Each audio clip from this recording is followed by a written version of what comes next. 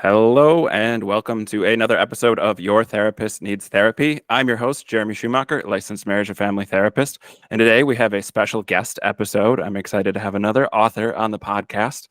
Today I'm joined by Jarod K. Anderson. Jarod, thanks for joining me. Thanks so much for inviting me. Good to be here. You are, I think, my first poet author. I've had a young adult author on. I've had a comic book writer on, and so we're broadening the horizons by getting into the world of poetry. Awesome. Yeah, I think I'm probably best known for poetry at this point, but I write in all genres. Yeah, you got a little bit of everything. We'll get into that for listeners who know me and my ADHD. We cover a lot of ground in these conversations. So I always start with kind of how'd you get where you're at? What was your journey like to the point where you're a published author and you're writing and you're doing that? What brought you to that point in your life? Well, I've always been sort of a book nerd, a word nerd. And then I came back to college as a non-traditional student, sort of in my 20s. I went to OU when I was 18. Decided college wasn't for me, and then left for, I don't know, I guess almost a decade. Then started taking evening classes, and I just got sucked back in and did a bachelor's in English and then a master's in literature. And then the master's was enough to tell me that I didn't want to be an academic. So Sure. I had been accepted to a couple PhD programs and had this overwhelming feeling of, oh, I'm going to do 4 more years of this, which I realized I had a moment of clarity and realized that was not the attitude to take me through a PhD. Yeah. So I ended up sort of shifting to nonprofit work and marketing. And on the side, I've always had my sort of little pet projects. Like I started the Crypto Naturalist podcast, which is just it's a nature show about fictional nature. I sometimes call it a real love for fictional nature. And that was kind of my little side project. And it grew and grew along with the popularity of my poetry on social media. And there was this point where the university where I was working as a director of external relations, doing marketing and PR, they were in a budget crunch, and my hobby was starting to make enough money that with the support of my partner, I just kind of stepped away and started focusing on the creative work. And that's carried me through for the last 4 years. Yeah. So I struggle when somebody asks me what I do at a cocktail party or something, because it's like, well, I have collections of nature poetry. I do a strange podcast. I'm very active on social media, but it's hard to explain. Yeah, for sure. What was the, I don't know if catalyst is the right word, but your love of words, was that something introduced to you as a child? Was there a parent or role model who was kind of introducing you to the wide world of literature that stuck with you?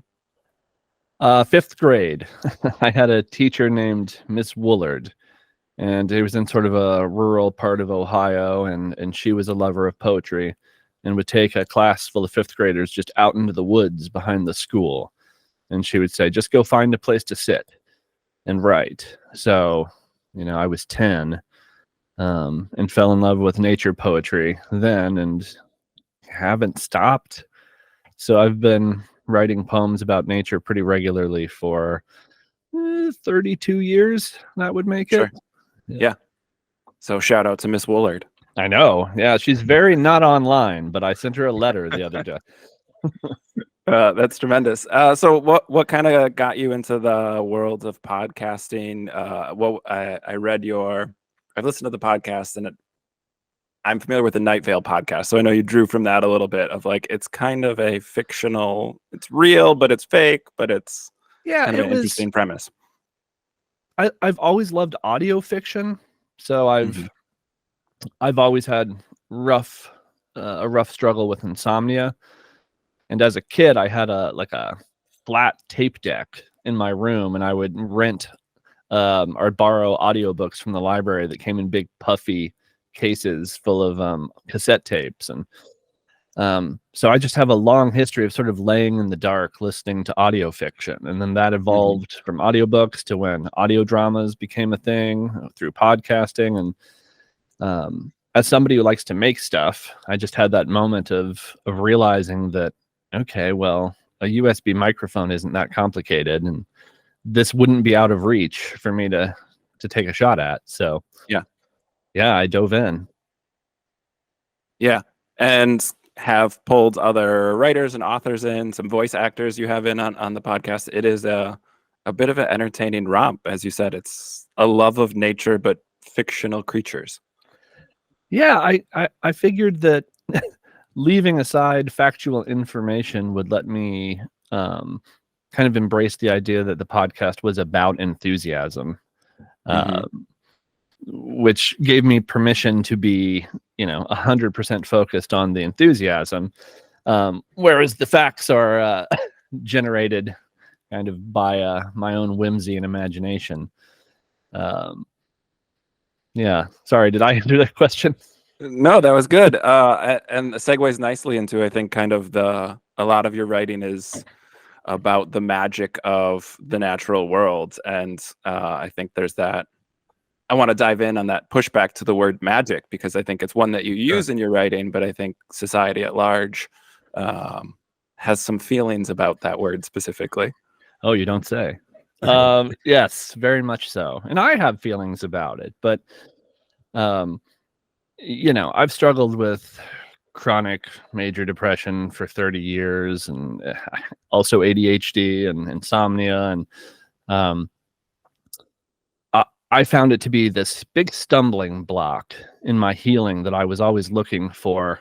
I was very science-minded and still am. And so I was always looking for sort of the objectively correct way to be well. And then the older I got and the more I poured myself into my art, the more I realized that meaning was a craft, more than a found thing in the world, that a what is not a why, or a how is not a why. And then when I started to, I came upon that idea intellectually, and I started playing with this idea of magic as imbuing my own sort of subjective homemade meaning with weight. And I liked that term for that. It felt evocative in a way that felt true to me in that special way that always matters, especially in terms of mental health, that it kind of jives with my belief system. And I think of sort of words as magic, and that is the one that kind of sparkled for me as I was looking for words to describe that very particular feeling of imbuing the meaning I make with weight and purpose. And so magic for me became kind of shorthand for that. That feeling that not everything that is worthwhile or meaningful or I don't know, vitally important is necessarily something that can be explained in objective terms or, uncovered with repeatable experiments. And so for me, magic started to occupy that important but abstract area of my own brain. Sure. If that makes sense. Yeah. And kind of that concept of meaning making, that things have meaning because they make us feel something or elicit a response from us, not necessarily because social constructs say your bank account has meaning. Right. I mean, and it's so easy to fall into those social construct patterns, that sort of store-bought meaning, or meaning, made by various institutions for various purposes that often aren't aimed at your wellness, Right. Yeah. And if we talk about, value being tied to money, then I guess it's not cool to appreciate rain, or soil, or sort of the fundamental aspects of the natural world that keep us alive. And that strange gap between our kind of cultural norms of value and then what I might say actually valuable about the earth, that discord that arises from there kind of demands an answer, I think, at least from my own internal struggle to map meaning in the world. Yeah. Yeah. And you were generous enough to share the first couple of chapters of your forthcoming autobiography. And you write about being in academia and your depression kind of getting to that point where you couldn't ignore it anymore and realizing like, hey, this social norm of paycheck and climb the ladder and get promotions and like, is this what I want to do for the next 30 years really kind of came to a forefront in your minds, and going on a nature walk was kind of what helped break through some of that for you. Yeah, I mean, I said that, I had after I left academia, I struggled to get a job with a coordinator title and then a manager title and then a director title.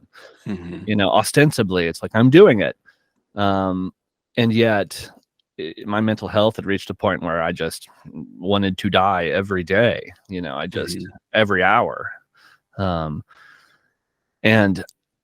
I don't know that I could have articulated it in words, but it I think it finally came home that somehow my definition of success had become completely divorced from happiness. Yeah. Or just, happiness is too strong a word, just, being okay even. And then, yeah, I vividly remember, and I write about in that book, the time I went for a walk in the woods, sort of for my own health. And there's something about being in the woods that just strips away a lot of that cultural baggage for me. I grew up with a mom that called the woods her church, and we would do nature walks almost every day and talk about what was blooming or what wasn't. And we were not a religious family, but that kind of all sort of I don't know, smacked of the sacred to me in one way or another. And then so when I returned to it as an adult, there was sort of that epiphany of like, oh, this is all still here, and I've just been ignoring it. And I do remember I was walking next to a shallow river and encountered a blue heron, and just seeing it on a winter day just totally reduced me to tears, to the point where I realized it's like, oh, I've turned away from this core part of myself, this fundamental part of myself. And it was a rough experience, but it was also very hopeful because it was, realizing that it hadn't gone anywhere. I had just turned away, as I had let my priorities and that definition of success get totally out of sync with, what was good for me as a human being. Yeah. Yeah. And if we can rewind a little bit, if you don't mind, when did some of the mental health stuff become apparent to you? Not just like a formal diagnosis, although as a therapist, I'm curious about that too, but kind of like, when did you become aware of like, hey, there's something going on internally that maybe isn't super healthy for me? Oh, I mean, there are different phases of that, because as a little kid, I was recommended to therapy for ADHD and for depression and anger. And I did not have parents that believed in formal therapy very well. Sure. So I think I went to a session and didn't particularly like it. And my parents were like, well, yeah. And so I think I never went back as a kid. Yeah. And even now, I try to gently suggest sometimes that my mom tries therapy, and she was kind of like, yeah, I tried it in the 80s and didn't like it. It's like, well, it's changed. Fingers crossed. It's changed a bit since the 80s. Yeah. But so I believe, we talked about depression when I was 9-10 years old, and ADHD. And then as I got older, it mostly became a conversation I would have with a primary care physician. So, Sure. Over the years, I tried a lot of antidepressants, but that was the beginning and the end of it. Until, sort of around the time I stepped away from academia, I finally sought out therapy, in a very rough patch of depression. And I had a doctor say, you'll probably have to shop around. And for whatever reason, that was news to me. Sure. Yeah. Like the idea that I would have a fit with certain practitioners and perhaps not with others. And, the first couple therapists I tried kind of didn't work out. Hmm. And part of it was I didn't know what questions to ask. You know, I went to somebody who sort of asked open-ended questions and then sort of affirmed my feelings about it. And it's like, well, no, I want sort of challenged on things, and I want sort of buy into the process. So then I Yeah. finally came to a guy, and by that time I was like, hey, you know, my doctor had kind of suggested to me that medication plus CBT was a good combination, perhaps, for me. Hmm. And this person had, you know, CBT kind of in their profile. So I was like, hey, can you explain to me what CBT is and how you use it in your practice? And so that, you know, was a good conversation. And then he was very much like, hey, this is how I work, and, you know, we'll figure out if we work well together. And, you know, that guy, his name was Mark, I'd been with him for years. And you know, the good news is I found a fit, but Hmm. boy, in the deepest depths of depression, the idea of shopping for a therapist is rough, Yeah. especially Yeah. between, you know, the intricacies of insurance in America. And, you know, when you are feeling at your worst is not a time when you want to rehash everything about, you know, your Yeah. illness over and over. But I gotta say, it was worth it. So, Yeah. you know, I Well, and finally found somebody. it's fascinating. I think I talk about that often with medication. It's a journey. Usually it's some trial and error. It's not an exact science, but I think culturally we think of going to see the doctor as an exact science. We think about something like psychology. Maybe not. It's kind of the redheaded stepchild of science, but the idea that this is an exact science, and it really isn't. There's an art to therapy in addition to the science, and finding that balance is important. And then finding that fit. On my website, I have, if I'm your 15th therapist, that's okay. And that seems like such a high number to people. They're like, why did you put that? Well, some people, they've done therapy for a lot of years and they've done a lot of therapists, and none of it's really helped or vibed for them. So that happens sometimes. Yeah, I mean, honestly, I think it goes back to the thing I alluded to earlier of that idea of finding things that kind of resonate with your own kind of internal compass for what is true. Like, Hmm. I've learned that the therapy can do a lot to kind of influence my inner climate, but that kind of initial, okay, I can work with this feeling when a concept is presented. You know, if something feels completely artificial to me, or like toxic positivity, I can't I can't seem to then get to a point where I can add it to my toolbox for dealing Sure. with. So, you know, the good news is it seems like there are a lot of different approaches to any concept, and, you know, with depression and mental illness. So, Yeah. like, the thing that will resonate is out there, but the shopping can be a little exhausting sometimes, you know. Yeah.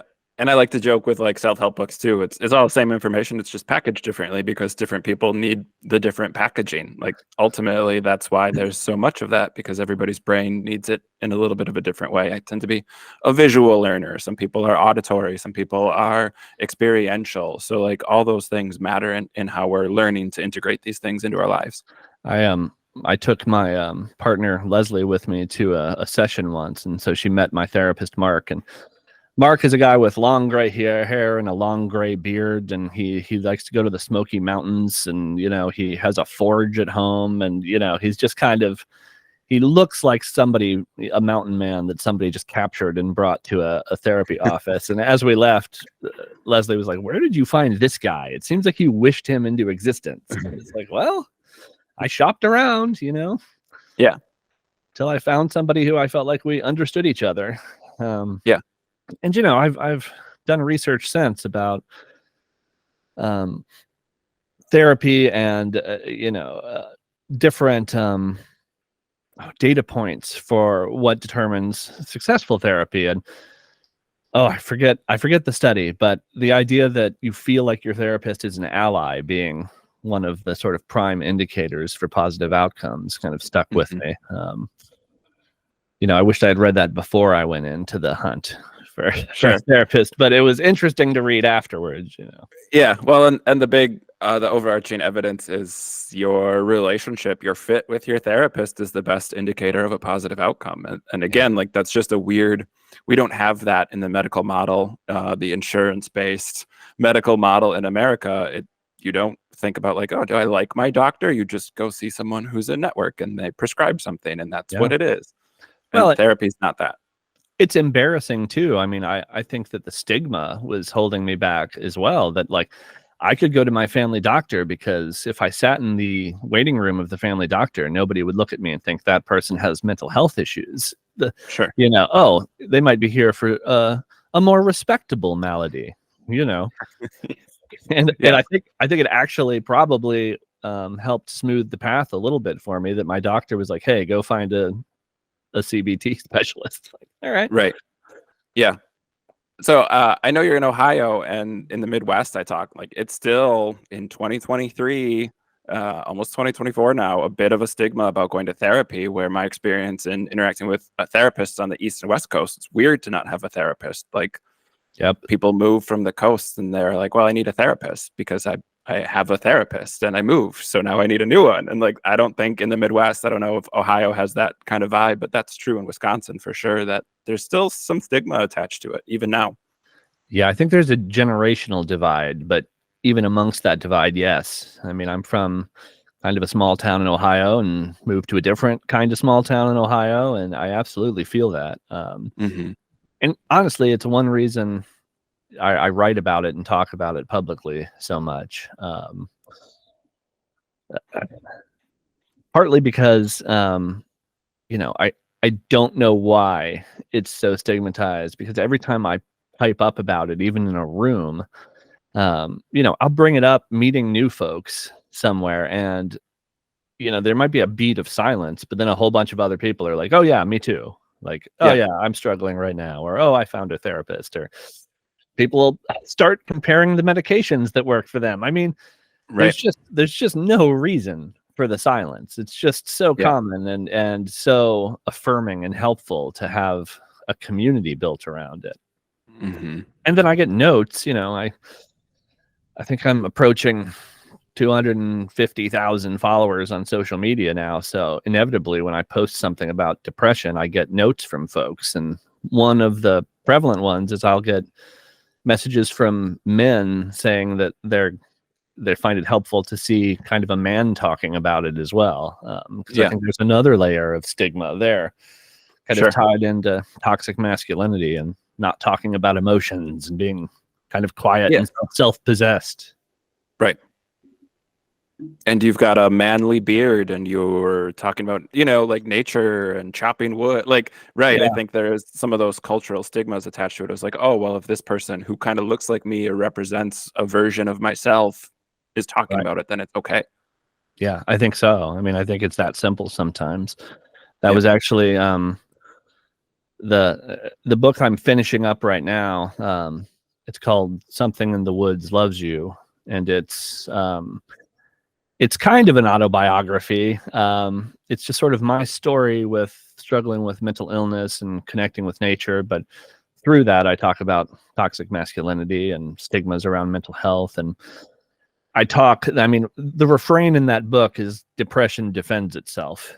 That, Mm-hmm. I just always found a new reason to ignore the depression or to minimize it. Or um, I often say that shame is the biggest weapon my depression has for defending itself. Um, and there are so many, metaphors that come to me about it. One of them that I kind of joke that sometimes resonates with men I talk to is it's like the idea that you have to get into shape before you go to the gym. Right. That like, I don't want to go to a therapist now because I'm just not in a good place. It's like, okay, well, that's kind of like I need to get in shape before I can be seen in a gym. It's like, Yeah. no, what are you doing?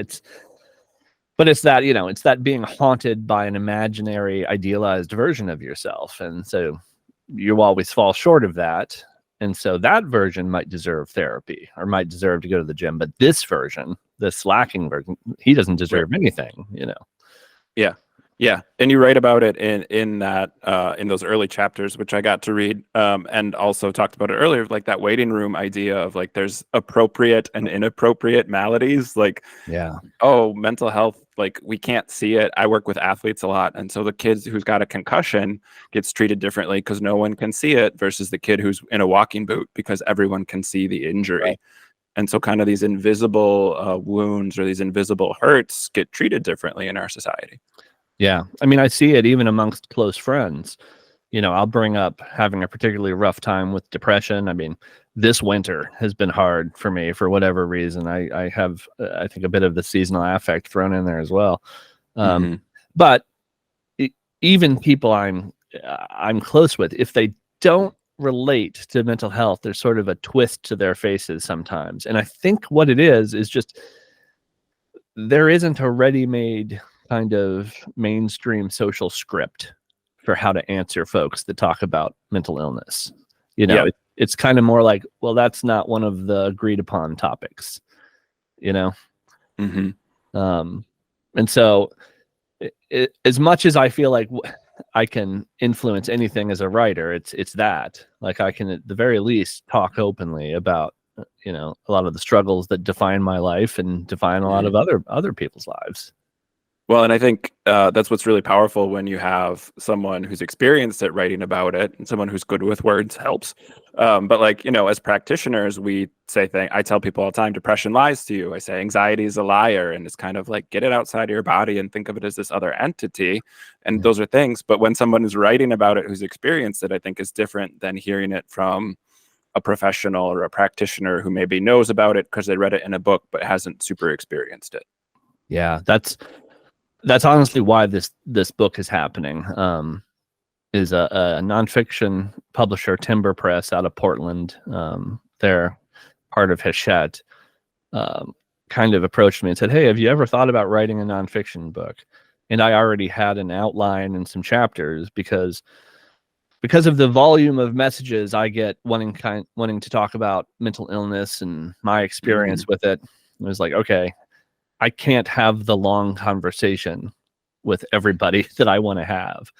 So I was already in the process of putting it into book form. Sure. That I was, probably just going to put out there myself when a publisher approached me. And it's like, well, funny you should ask. Yeah, which is awesome. I mean, it's in some of the poems you write, the posts you put online. It's in the forthcoming book. The way you talk about depression is like, I just wanted to die every day, sometimes every hour. And again, like, even in the mental health community, I hear that stuff normally because I'm a therapist. I get to hear those stories from people. But I think in the cultural zeitgeist, that's still like, oh, we can use the word depression, but let's not talk about suicide. Like, there's still kind of those imaginary boundaries or those lines. So I think someone speaking openly about it helps other people be like, oh, I can open up about that. I thought that was too bad, or I thought that was just me. Oh yeah, I was terrified when I finally, when I finally was, I was going to say decided, but really gently pushed toward seeking help, especially by Leslie. When I finally went to seek help, like, I was terrified of talking about suicide, partly because I didn't know what would trigger more, intrusive interventions. It's like, all right, well, what gets me, put in a cell without shoelaces? Like, I didn't know. I only knew that, like, freedom was at stake if I said the wrong thing. So even when I moved into spaces where theoretically I thought I should be able to be open, it was difficult for me. And, I just had grown up with that idea that, as you said earlier, like, all right, if there's a physical malady, okay, we can talk about that. But if there's a mental malady, like, suddenly it's not an issue of the body, it's an issue of the self or the identity. We have this amazing ability to uphold this kind of magical thinking that our bodies are physical things, and it's okay for them to get sick or for them to be affected by the outside world or sustain injury. But we do not like to think of our minds as part of that physicality or part of the natural world, because the magical thinking often says that, all right, well, our bodies, though, it's the bus that drives around the real us. Right. So if the bus breaks down, that's not a reflection of us, but a problem with the mind is a problem of identity, of the real you. And that's, I think, too much of a threat for a lot of people to look at directly. Yeah. And it's fascinating. I talk about mental health is physical health. Your brain is an organ in the same way your kidneys are an organ, and you can't control them any more than you can control your brain. You learn how to respond based on what your body's telling you. If you're low on insulin, you have diabetes or something, you respond to the symptoms you are having and learn how to manage it so that your body does what it's geared to be doing. That happens with our brain too, I think, right? There's this idea of like, well, I can control it, or through sheer will and determination, I can choose to be happy. Like, nope, Yeah. that's not how it works. Yeah, I mean, bless their hearts, the amount of comments I get along those lines when I post about depression. It's just like, well, willpower. Have you tried to just, mind over matter? Have you tried to just kind of think your way out of it? It's like, that thinking is kind of where the shame comes in. The idea that you can just shrug it off, that it isn't an organ of the body. It's a function of willpower. Well, no, it's not. And, if I had a cold, I wouldn't suddenly feel immense shame that my cells were starting to, reproduce cold viruses. Right. So, why would depression be any different? Well, partly because we don't talk about it, and partly because of this idea that our minds are essentially our identities, and if those get sick, suddenly it's a moral issue as much as Right. Anything else, and that's something to be hidden. Yeah, I think the morality of it is fascinating. I come from a very conservative Christian upbringing. Left the church, and like that's when I really reconnected with nature. So there's overlap with your story, although different routes that we took to kind of get to similar places. But for me, like that connection with nature was always there in a way that church didn't provide it, but it was like bad or wrong, or I don't know what it was, what message I absorbed as a child that made me disconnect from my own body and my own experiences. But it was one of those things where, like, right, being out in nature, going for nature walks. In your forthcoming book, you talk about getting a bird feeder. It's like, right, that was I did that. Yeah, squirrels, everything. Got into a spat with a neighbor about all the swallows that are in the yard now. So all these things to kind of reconnect. And again, I think it's whether it's mental health, whether it's trauma, big T trauma or little T trauma, neurodivergence, like there are all these things that, right, like what are we connecting to? Are the things that are providing meaning for us actually meaningful to us, or are we just coached or indoctrinated in some of these things? I think nature is a powerful guidepost for folks too, especially when you start to feel like a lot of the cultural or normative things in your life that have betrayed you start to feel, first and foremost, arbitrary. It may be malignant and arbitrary, but arbitrary. And so there's this feeling of like, okay, how do I reset? How do I get back to something foundational and essential? And it's hard to argue that, meeting nature where it is anything other than essential and foundational. And, going back to that kind of starting point to then feel for the edges of yourself and start to reconceptualize your identity feels just incredibly medicinal to me. I always hasten to say that when I talk about nature and depression, I am never one of those people that will be like, go touch a tree and you'll feel better. No, like that's not me. But I say in one of the poems that, time in nature for me doesn't heal depression, but it changes it from, kind of an all-encompassing pain to just a tile in the mosaic. Yeah, I can feel it as one of the sensations, but not the sensation or the defining sensation of my life. And one way I know that I'm struggling is when Leslie starts to shoo me out of the house and ask questions like, when was the last time you took a walk in the woods? It's like, oh, yeah. Do I have that look on my face? Okay. Well, and two, the overlap between neurodivergence, having ADHD and depression, like obviously the Venn diagram, a lot of that is overlapped. But I think too, if you're dopamine deficient, being out in nature provides dopamine for you. There's so much stimulation that goes on for hearing bird song, for feeling the wind in your face, for feeling the ground crunch beneath your feet versus concrete or sterile office space or those things, like that's not as stimulating as being out in nature is. Yeah. Yeah. And I've had to kind of explain some of those stimuli needs to folks over the years, when like they'll catch me sitting on a couch listening to an audiobook, playing a video game, and I will have stolen a hairdryer from the bathroom and have a hairdryer blowing on me or something. Just like I just need, you know, enough reason to draw my senses in different directions, you know, or it's like a mouse that's teeth never stop growing. It's like I just have to chew in order to protect myself, it feels like sometimes. I mean, being in nature wakes up a lot of senses for me that they don't feel like they're ever engaged kind of indoors, in a way that is kind of hard to describe, but I feel it when I encounter it. Yeah, I know for me, like fire and water are very stimulating for me because they're always moving.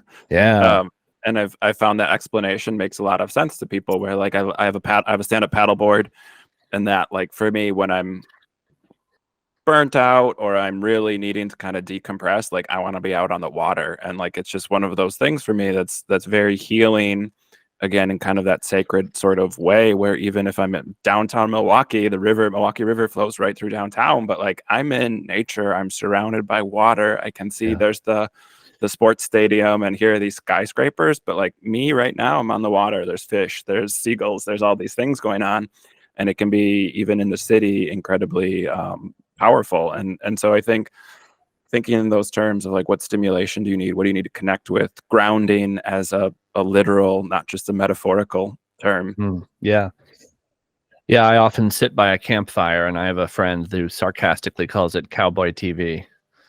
Because I can just sit and look at a fire forever. I've started to try to take sort of monthly camping trips, and it helps me reset. And oddly, especially when it's cold, I like to go sit by a campfire, because then the fire itself feels more vital.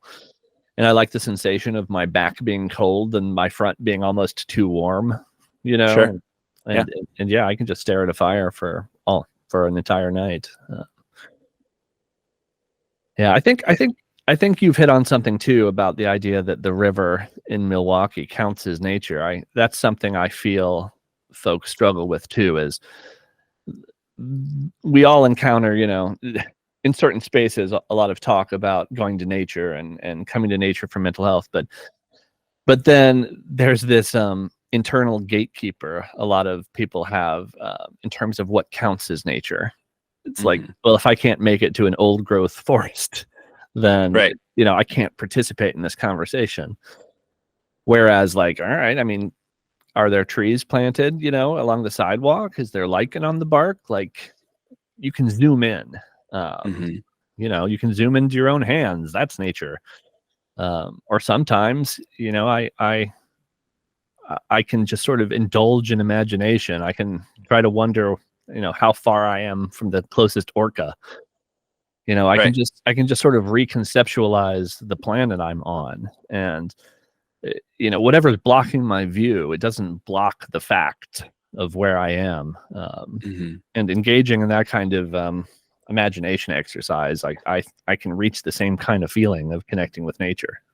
Yeah, that to the size of an atom, our human bodies are the size of the universe, but we are the size of an atom in the universe at large. Like zooming way in or zooming way out shifts the perspective for sure.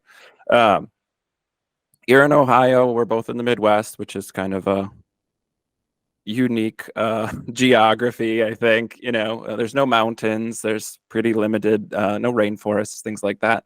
Where, and kind of your day-to-day, like, are you close to a park? Do you live near nature that you have easy access to? Like being in even if you're rural, still being in near civilization, how do you connect on a regular basis?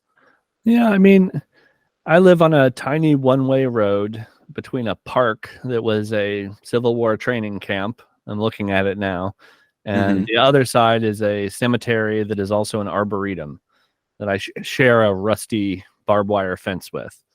So I can walk down my little one-way street, and I walk over to the cemetery, and the trees are all labeled with these little silver tags, and I can kind of walk around and test my knowledge of native trees. And I will do that on a lot of days. And then I'm near, I don't know, 6 or 7 great kind of parks, or there'll be 300 acres of woods, and there'll be a couple paths, and depending on how much energy I have on a day, I'll take the path, or I'll just go straight cross country across the woods, because I find leaving the path to where I have to kind of pick my foot placement and crunch in the leaf litter, that helps on rough depression days, because there's another level of engagement to the activity.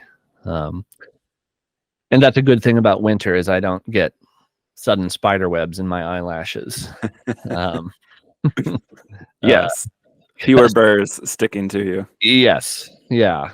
And I'm just tall enough that I can walk on the path after somebody and still get spider webs in the face. So sure. Yeah. I have 2 little boys, and we have 2 dogs in the house, and so we let the 5-year-old pick the path through the woods recently, and it was a much different journey. I'm 6'3", my wife's 6'1". He found some paths that were hard for us tall folks to get through, but like just a different experience for this path we kind of take our dogs through for their nature walk and their daily exercise and stimulation, and going off the path again, just a much different experience. Yeah, I have a 4-year-old, my son, and I love, one of my favorite activities now is taking him to the woods and just letting him go first, because I'm curious about what will draw his interest. And, getting to follow him is sort of getting to put on the perspective of a newcomer again, in a way that I find, nourishing. Like, all right, at my age, sometimes I have to intentionally cultivate wonder with the natural world, because some of the most amazing things are so commonplace now that we have to meet them halfway to sense the magic. But a 4-year-old doesn't. So following him around, and in the summer, just seeing him shake with excitement over a bumblebee, and it's like, yeah, correct. You can reteach me how to feel that, I think so. Yeah, and it's fascinating as they learn animals and how they connect and all those things. We do no mow May. I'm in the city, and so we're the annoying neighbors on our block who don't mow for an entire month while everyone else is paying for their lawn service. It's like, why are we doing that? Like, let's get some native plants back. Let's get the bees and the birds and all these things. So, because the city can be very disconnecting, and cultivating your space, whether it's a garden or it's a path or it's a certain tree, like connecting to that for whatever you have available is important, I think. Yeah. I have a fairly big yard, and I've lived here about 3 years, but I have not managed to replace all of the non-native landscaping yet. I mean, forsythia is one that is sort of a daunting task for me. It's just tough and invasive, and but I've come to sort of think of it as a lesson in terms of avoiding all or nothing thinking, or kind of like the purity politics of what species are in my yard. Like, tomorrow I'm volunteering at a woodland pulling invasive plants, probably especially honeysuckle. But like in my own yard, like sometimes I do not have the energy to maintain the size of the yard I have. So I've been doing addition rather than subtraction sometimes. I keep adding new trees and native plants, but I haven't defeated all of the forsythia yet. I mean, I did one, and it broke 2 shovels, and I ended up having to use like a pickaxe that was sharpened on a grind. I mean, it's just like amazing amount of work to get rid of this one plant. And so every time I look at them, it's like, all right, I can do good without being perfect, like it's kind of a struggle I have to manage anytime I look out at the space that theoretically I control, but I also just, I kind of don't have the energy to own it completely and perfectly, Well, and nature is a good reminder that we have limited spheres of influence. Our control is not as vast as we like to pretend it is. your work, I think, also taps into nature as a metaphor. There's so many narratives and stories we can tell as things like the changing of the seasons or a storm rolling in, comparing that to our mental health or seasons or chapters of our life. Like, I think that narrative basis is really helpful for people, not just the stimulation of being outdoors, but how we can tell ourselves stories.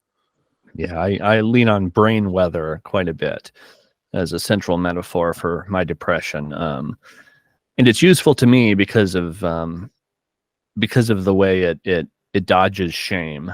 You know, it's reconceptualizing depression as something that's natural. It's a known thing, like a thunderstorm. Like a thunderstorm might wreck your plans for a picnic, but the thunderstorm isn't a reflection on you as a person. You didn't invite it. You don't own it. It doesn't hate you. It's not a monster, So when I think of my depression in terms of brain weather, as a storm, as any kind of inclement weather, it's like, all right, well, what can I do? All right, I can dress for the weather. I can find new shelters, I can try to sharpen my forecasts. But it still doesn't mean that if I get caught in a downpour, I've done something wrong, or I've failed as a person, or, I'm broken in some essential way, because I don't control the weather. I don't control the weather, and bad weather isn't evidence that the world is malicious. Right. It's a natural phenomenon. Or that you have failed or wronged somehow to create or bring on the bad weather. Right. There's a I think it's a Scandinavian saying that there's no bad weather, only bad clothes. And while that doesn't quite hold one-to-one with depression, it does mean that, if I have a day where I just can't manage to shower, or maybe I can't get out of bed, or I'm having trouble feeding myself, like, I can think of that as, all right, I'm sheltering under a big tree. Like, the weather is incredibly bad today, but one of the things about weather is it changes, that it comes in cycles and seasons. And so that is very helpful, especially as somebody who has struggled with like suicidal ideation. It's like, it gets us away from that feeling that, like, okay, my pain is evidence that the world isn't worth it in one way or another. If it's weather, then it's like, all right, we endure weather. We wait for the weather to clear, and we recognize that it's a thing of, it's dynamic. That it's a thing that inevitably has a change on the way. So yeah, the weather metaphor is one nature metaphor I reach for a lot. But of course you'll find a lot of them in my poetry, though. Yeah, and I talk about seasons all the time. I think culturally, wintering is a concept I see people talk about and post a lot about now, more than I feel like it ever has been before. But just kind of a recognition that, like, there's a time to rest and recover, and that's natural and healthy, not like productivity 24/7 all the time, 365. Like, that's unsustainable. Yeah, productivity and efficiency they're two words that have haunted me over the years. Especially as somebody who wants to, do it right. That's I've wanted to be successful in a way that, like, made my parents proud, or, that was easy to explain, or protected me from criticism, would be another way to put it. And so, I write full time now. So I'm self-employed. I feel guilty if I sleep in. It's just something that's just like hardwired into me. It doesn't matter if there's a reason or not. So, I'll feel the feeling and kind of notice it and sort of smile at it, and like, I see you there. Which, is a mark of progress for me, and getting better at noticing and conversing with my own thoughts. But it is that reminder that all of these things that I've internalized over the years, like, they're in there. And I don't notice them at my peril. So, and one thing that writing has given me is, a lot of these concepts are so very slippery. And until I write them down engage with them. Writing is a huge way that I won't say that I've made friends with my mental health issues, but I've learned to find a way to kind of synthesize pain into art in a way that feels like powerful alchemy on my side, where it's like, all right, some of my favorite poems have come from some of my worst days, and there's something about that changes that brain weather into something that makes the flowers grow as well. And that's a wonderful way to shift the narrative, because I firmly believe we understand ourselves and our place in the world through stories. And the lovely kind of merciful thing about that is that we can take a hand in those stories and shape them and make stories that we need, or make stories that serve us when we can notice the stories that don't. Yeah. And so that's kind of a way that I think of writing itself as going back to that magic word that you brought up earlier. Yeah. Well, and meaning making is like a dynamic process, not as a monolith or a static thing that's set, but that we can tell new stories. We can re-author parts of our own story. We can do some different things with it in the context of a narrative or a story, instead of capital T truth, whether that's a religious doctrine or a science dogma, or wherever it's coming from. That's not always what's most helpful for us. Yeah. And we don't just have to pick from a menu of the options that are maybe right at our fingertips when we're looking for meaning. Yeah. I'm gonna put you on the spot. The years of therapy, and I get curious. What have you noticed? Because we talked about both having younger kids. Have you noticed kind of a difference in the way you parent based on like your own perceived experience of like, oh, when I was that age, I don't know that I had a role model respond in this way, or like, I don't like the term reparenting, but like, does it feel kind of as a mutual process? They're kind of both going on at the same time. Yeah, absolutely. Even something like crying, I feel like I probably would have been scolded for crying for one reason or another. And my son Arthur, he's only 4, but whenever he cries, I try to hold his hand and sit with him and say like, hey, are you sad, or like, are you angry? And I always am just like, that's all right. Like, we can wait it out. We can talk about it. So like, even just trying not to send signals that some emotions are okay and some aren't at the moment. I mean, that basic, but I feel every time that happens, I kind of feel like it's a departure from some of my upbringing. Yeah. And I was a kid that had a lot of anger issues, and looking back on it, it's probably because with ADHD, it was hard for me to concentrate. It was hard for me to follow instructions. I don't recall any kind of interventions or anything other than, hey, yeah, we think you have this. Yeah. And I would occasionally have a teacher that would let me put on headphones or go to the coat rack or something, like, but it was hodgepodge. And so, I think it was very frustrating. So, trying to affirm and just sort of be there with him, with his emotions. And also, like, compared to sort of previous generations, like, I have no agenda for what I want him to do or be. I really don't. Yeah. So the way that Leslie and I talk about it, we're just like, I can't wait to learn more about what he's interested in. Like, I don't care. I'll be happy to dive into whatever he wants to learn about or participate in. I'm just kind of excited to have another path to follow him on, to go back to our woods conversation. Right. So both of those things feel pretty different from the way I was raised.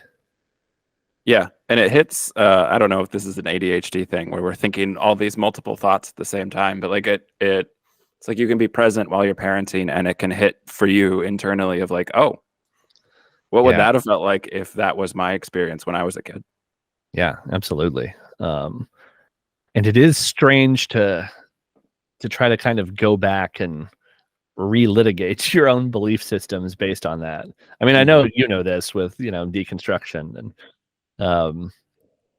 I have a friend locally who sought me out because he enjoyed my poetry, and I've started, getting a coffee with him every so often. And he was raised evangelical and has gone through deconstruction. It sort of taught me about that process. It's been interesting. Yeah.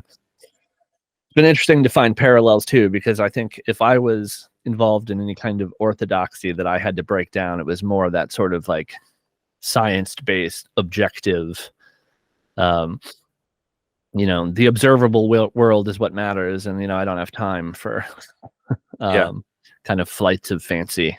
That sounds bizarre coming from me, but I think there is sort of a kind of almost self-esteem element to making your own meaning. Like making your own meaning kind of only works if you're willing to respect your authority to make meaning. Right. Which is itself kind of a journey of growth. Yeah, in deconstruction work especially, I do a lot of reconstruction, and people get hung up on, well, like, then it's just arbitrary. Like, right, it's always just been arbitrary. You just weren't aware of it before. Yeah, the thing is, people confuse arbitrary with like meaningless. Right. Like, we know that the meaning we make, first of all, meaning we make is the only way meaning happens. Human meaning doesn't exist in the universe without us.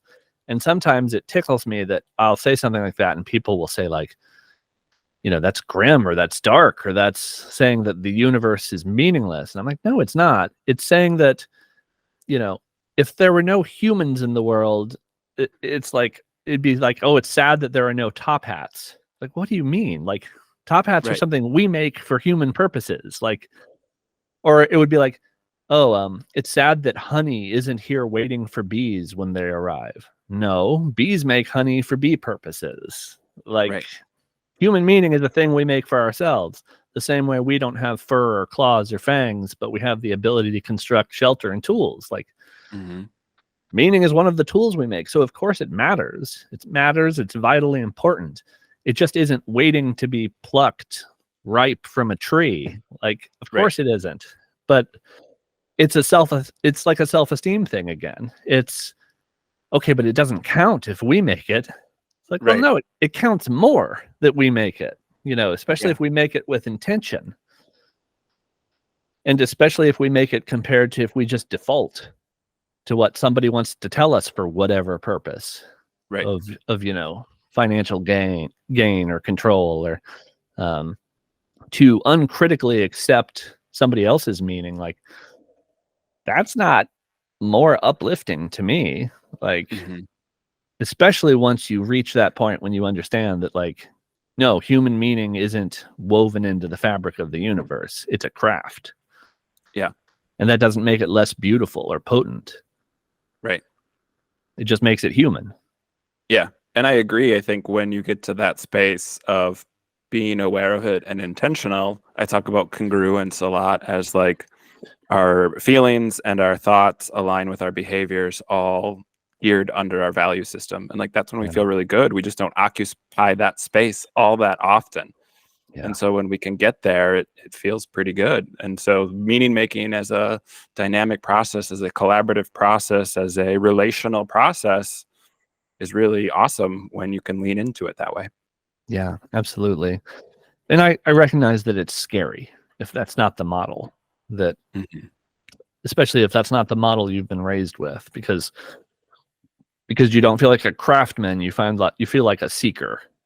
You're an archaeologist. You're trying to unearth an artifact. You're not a potter trying to make the thing. So when you tell somebody in that mindset that the meaning isn't waiting for you, down under the rock that you're chipping, like, that can be, I think, a rough shift in worldview.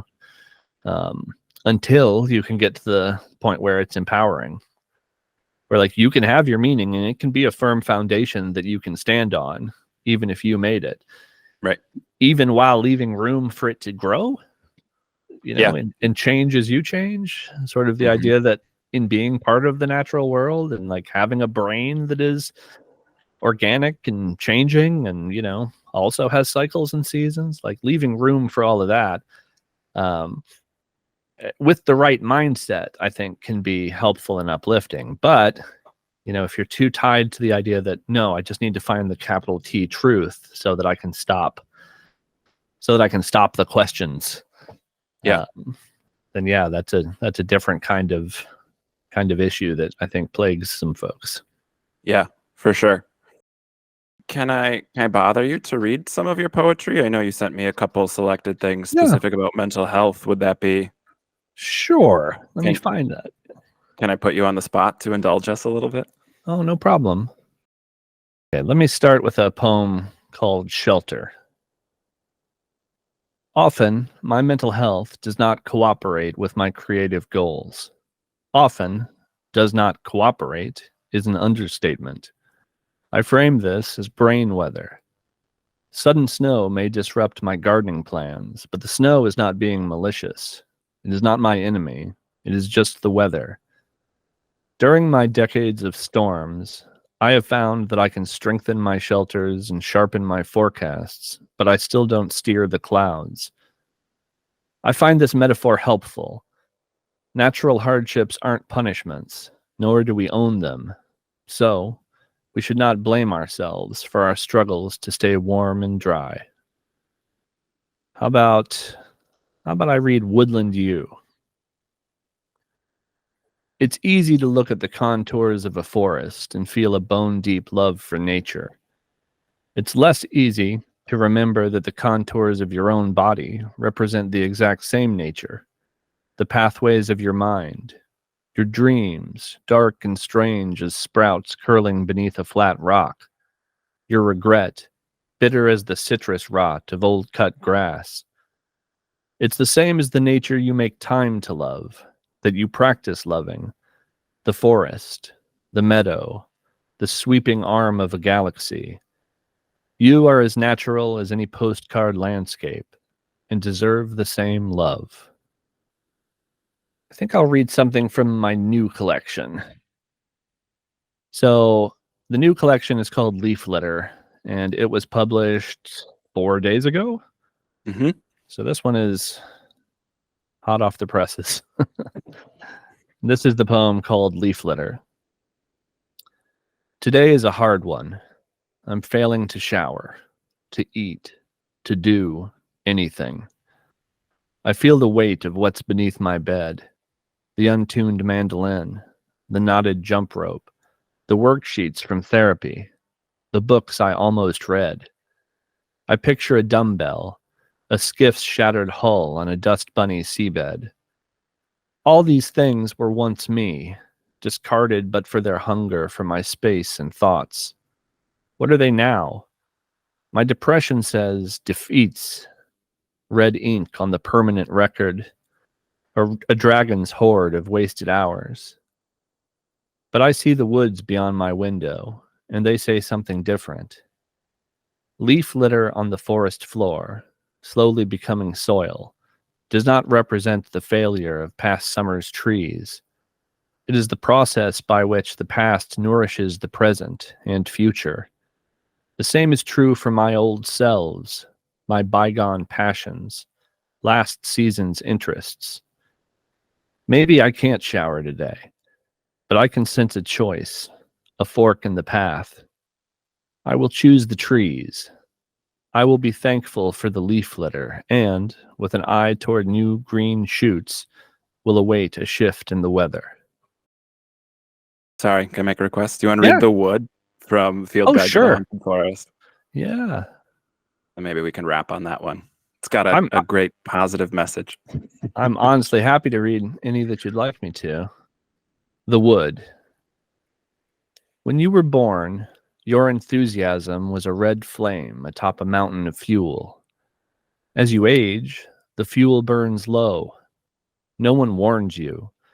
Yet, with intention, you can learn to feed that warming fire long after the fuel you were born with is ash on the wind. Be kind to yourself. Learn this. They say cut all the wood you think you will need for the night, then double it. Cut it during the daylight when fuel seems irrelevant. Dead limbs hanging low, sun-dried, hungry for fire. The night can be longer than we expect. The wind can be colder than we predict. The dark beneath the trees is absolute. Gather the fuel, double it. I love that one for how often I talk about resources, mental, emotional resources we need to be mentally well. And I love that. I might talk to my media person about doing some artwork with it for the double it. Like, cool. I just don't think we have a society that runs on empty all the time instead of gathering resources and preparation and rest and recovery. So I love that concept of like, that poem always has two meanings for me. And one is sort of the depression side of gathering resources for the days when I have no energy to gather resources. And then there's the more literal side of the poem of me starting to understand that enthusiasm itself is something that needs to be kind of refilled. Mm-hmm. And I've sort of encountered some, I don't know, cautionary tale kind of examples of folks who retired, had money, had health, but were kind of at sea because they hadn't cultivated interests or identity beyond their working life. Mm-hmm. And to see somebody who has sort of freedom of time and finances, but no interest in using those, was kind of a reminder to me that enthusiasm itself is a skill, and something to kind of look toward as almost a facet of my health. Yeah. Cautionary tale. And I do couples therapy a lot, that too, where they launch their kids and then don't have a relationship. They don't know what their partnership is built on because it was just the kids for so long. And Jarod, this has been awesome. I love your work. As you mentioned, Leaf Litter just came out. By the time the episode goes live, it'll probably be 20 days where it's been out and available. You have Love Notes from the Hollow Tree and Field Guide to the Haunted Forest as other collections of works. And then the upcoming book is Something in the Woods Loves You, which I read the first 3 chapters. And the word I used, I texted my wife about it. I said it was enthralling. Like, it just pulled me in as somebody who loves nature and cares about mental health. I'm that target audience, and what I read was fantastic so far. So excited for that to come out. Where else can people find you? Where can they find your work if they want to pick up a copy? Yeah, so I'm very active on Instagram under the Crypto Naturalist, and the Crypto Naturalist podcast starts back up on December 15th. And so I am now working with a producer and editor, and I'm no longer a team of one, which is going to help me sort of be more have a more predictable schedule in 2024. So I'll have podcast episodes out on the 15th and the 1st. Sure. Yeah. So that'll be fun if you're interested in fictional nature. And my poetry collections. And then I will definitely post when pre-orders are available for Something in the Woods Loves You. Yeah. Very cool. Well, Jarod, this has been awesome. I appreciate so much you taking the time today, and I appreciate you being vocal and open and genuine about your experience in mental health. I think it is super helpful to have people share their stories and their experiences and be able to connect on it. Awesome. Thanks, Jeremy. I really appreciated the conversation. And to all our wonderful listeners out there, thanks for tuning in. We'll be back next week with another new episode.